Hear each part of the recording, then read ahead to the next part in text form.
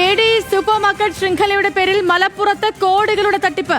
500-ലധികം പേരിൽ നിന്നായി 130 കോടിയോളം രൂപ തട്ടിയെടുത്ത് തിരൂർ സ്വദേശി ജയചന്ദ്രൻ മുങ്ങിയതായാണ് പരാതി. വ്യത്യസ്ത പ്ലാനുകൾ അവതരിപ്പിച്ച് ലാഭവിഹിതം വാഗ്ദാനം ചെയ്ത് സാധാരണക്കാരിൽ നിന്നടക്കം പണം തട്ടിയെടുത്താണ് പ്രതി മുങ്ങിയത്.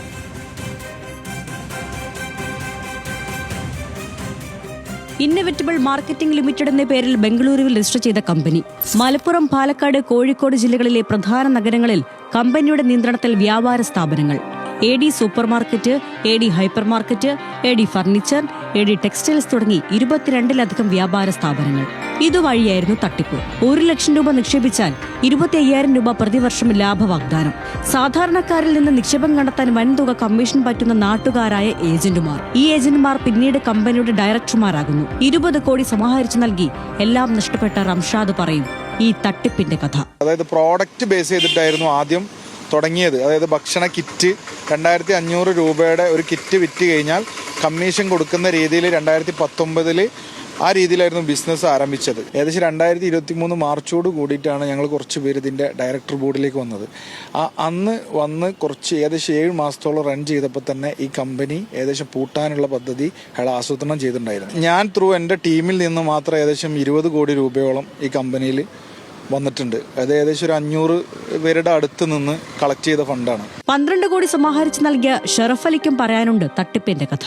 ഏകദേശം എൻ്റെ കെയർ ഓഫിലൂടെ 12 കോടിയോളം ഇതിൽ പോയിട്ടുണ്ട്.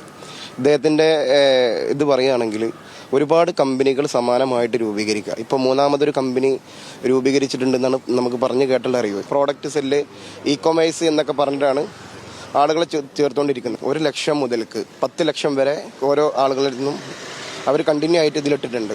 3.5 കോടി നിക്ഷേപത്തിന് പുറമെ വീടിന്റെ ആധാരം പണയപ്പെടുത്തി 10 ലക്ഷം രൂപ കൂടി നൽകി വഞ്ചിക്കപ്പെട്ടയാളാണ് മൂസ. അതുപോലെ അതിന് പുറത്ത് ഇവന് നമ്മോട് പലിശക്ക് വാങ്ങാൻ പറഞ്ഞു. 10 ലക്ഷത്തോളം പലിശക്ക് വാങ്ങിക്കാണ്ട് 15 ദിവസം തിരിച്ചു കൊടുക്കാമെന്നും പറഞ്ഞാണ് എന്നെ കൊണ്ട് വാങ്ങിച്ചു. അതിൻ്റെ എഗ്രിമെന്റ്, എൻ്റെ പട്ടയത്തിൻ്റെ എഗ്രിമെന്റ് കൊടുത്തുകൊണ്ട് ഞാൻ വാങ്ങി. വീട്ടിൽ ചെല്ലാനോ നാട്ടിൽ ചെല്ലാനോ എനിക്ക് കഴിയണില്ല.